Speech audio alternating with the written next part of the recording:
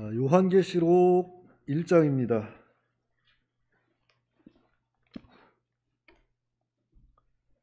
요한계시록 1장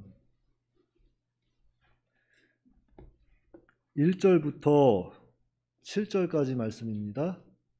요한계시록 1장 1절부터 7절까지 말씀 한 절씩 교독하겠습니다. 예수 그리스도의 계시라. 이는 하나님이 그에게 주사 반드시 속히 일어날 일들을 그 종들에게 보이시려고 그의 천사를 그 종 요한에게 보내어 알게 하신 것이라. 요한은 하나님의 말씀과 예수 그리스도의 증거 또 자기가 본 것을 다 증언하였느니라. 이 예언의 말씀을 읽는 자와 듣는 자와 그 가운데 기록한 것을 지키는 자는 복이 있나니 때가 가까움이라. 요한은 아시아에 있는 일곱 교회에 편지하노니 이제도 계시고 전에도 계셨고 장차 오실 이와 그의 보좌 앞에 있는 일곱 명과 또 충성된 증인으로 죽은 자들 가운데에서 먼저 나시고 땅의 임금들의 머리가 되신 예수 그리스도로 말미암아 은혜와 평강이 너희에게 있기를 원하노라. 우리를 사랑하사 그의 피로 우리 죄에서 우리를 해방하시고 그의 아버지 하나님을 위하여 우리를 사랑하사 제사장으로 삼으신 그에게 영광과 능력이 세세토록 있기를 원하노라. 7절 다 같이요. 시작. 볼지어다 그가 구름을 타고 오시리라. 각 사람의 눈이 그를 보겠고 그를 찌른 자들도 볼 것이요 땅에 있는 모든 족속이 그로 말미암아 애곡하리니 그러하리라. 아멘. 이 시간 말씀의 제목은 요한계시록 배경입니다. 요한계시록 배경. 먼저 이 요한계시록 기록한 사람이 누굽니까? 사도 요한입니다. 어떤 학자들은 장로 요한 중에 한 사람이지 않을까 이렇게 이야기하는 사람들도 있는데, 보편적으로 우리 건전한 신앙인들은 사도 요한으로 우리가 받아들이고 있습니다. 그리고 기록한 연대는 AD 91년에서 93년경입니다. AD 91년에서 93년경. 기록한 장소는 반모섬. 혹시 반모섬이 어디 있는지 아세요? 그리스에 있는 섬 중에 하나예요. 그리스. 에게해에 있습니다. 자, 그래서 이 요한계시록, 우리가 이 요한계시록을 먼저 이해하려면 요한계시록이 어떤 상황에서, 어떤 배경에서 기록이 되었는지 그것을 먼저 잘 이해해야 요한계시록을 이해하는 데 좀 많은 도움이 될 겁니다. 그래서 오늘은 이 요한계시록이 어떠한 배경에서 기록이 되었는지 함께 나눠보려고 합니다. 자, 이 신약성경은 몇 권으로 되어 있죠? 27권으로 되어 있죠. 자, 이 신약성경 27권이 기록되던 그 신약시대에는 여러 가지 크고 작은 박해가 교회 안에 들어왔어요. 신약시대에 여러 가지 크고 작은 그러한 박해가 교회 안에 들어왔는데, 먼저 우리가 그 성경에 기록된 박해들을 몇 가지 살펴본다면, 첫째는 AD 30년경 예루살렘 교회 박해가 있습니다. 예루살렘 교회 박해. 자, 이 박해로 인해서 최초의 순교자 집사 누구죠? 스데반 집사. 스데반 집사가 최초의 순교자가 되고, 그 박해로 인해서 예루살렘 교회 교인들이 막 이방으로 퍼져나가죠. 이방으로 막 퍼져나가서 최초의 이방 교회가 세워지는 거예요. 그 교회가 무슨 교회입니까? 안디옥 교회. 이방 최초의 교회가 안디옥 교회가 되는 거죠. 그래서 참 이 고난과 은혜라는 것 겸하여 온다는 거죠. 고난과 은혜는 겸해서 와요. 근데 혹시 여기서 나는 고난만 받는 것 같아 이런 생각 가지신 분 계세요? 왜 난 맨날 고난만 받지? 되는 일도 안 되고. 되돌아보면 분명히 고난 중에 은혜가 있을 거예요. 죄 많은 곳에 은혜가 넘친다 그랬잖아요. 그러니까 여러분들 지금 무엇인가 내 뜻대로 되지 않는다고 해서, 무엇인가 좀 어렵다고 해서 낙심할 필요 없어요. 은혜도 하나님은 함께 겸하여 주시는 겁니다. 그 은혜를 찾지 못해서 그렇지. 분명히 은혜는 있어요.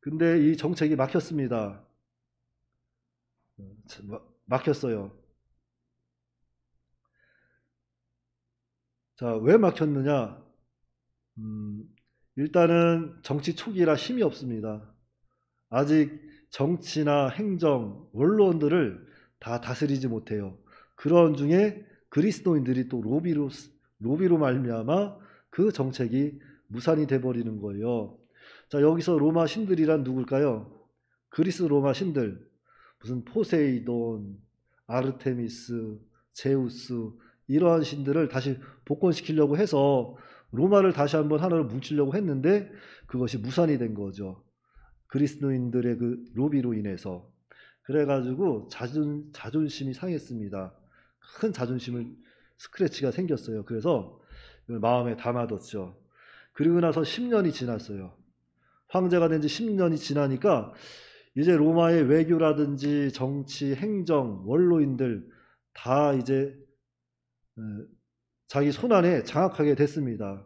그리고 나서 본색을 드러내는 거예요.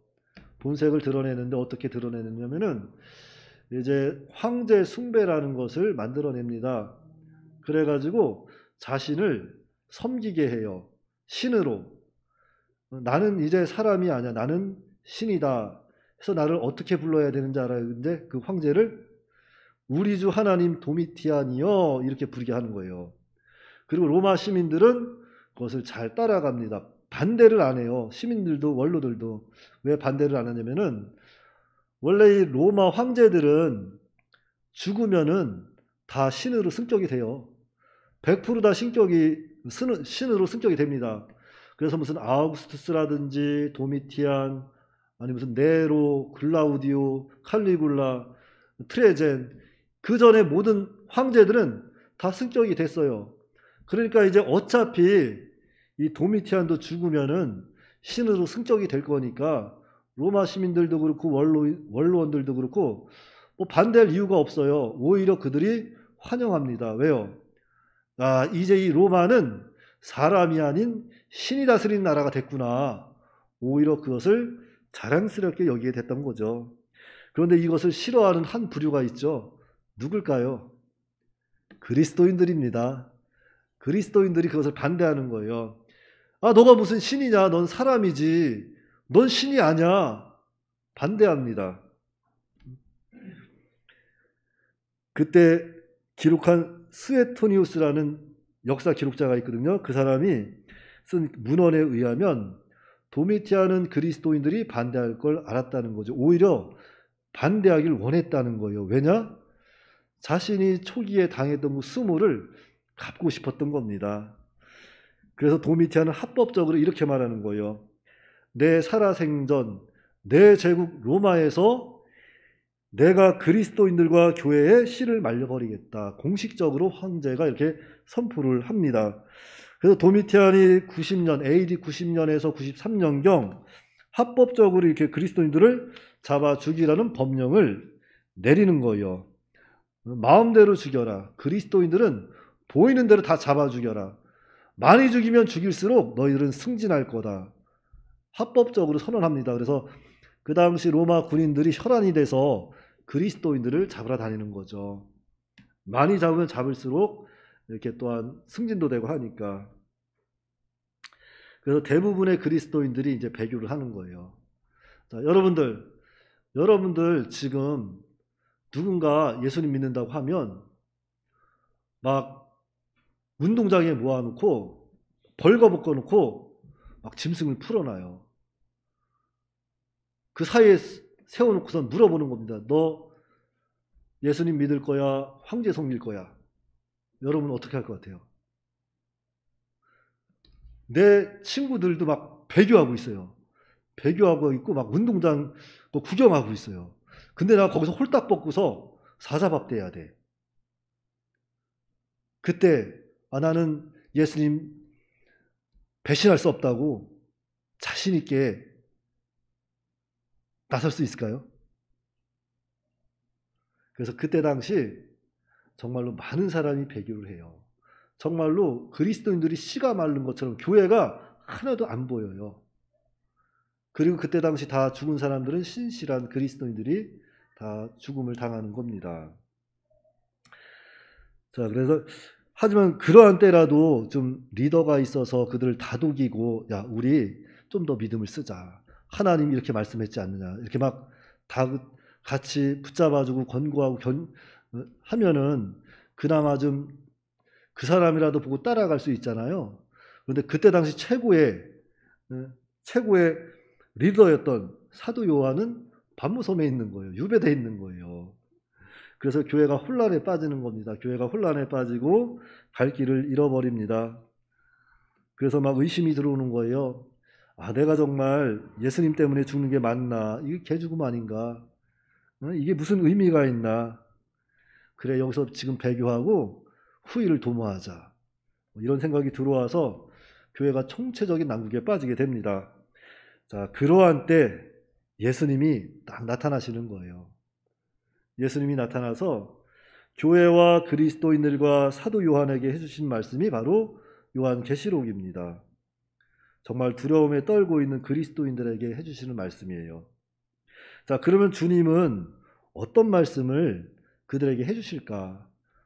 오늘 요한계시록 1장 8절 말씀에 보면 자, 이렇게 말씀하고 있습니다. 주님이 말씀하시는 거예요.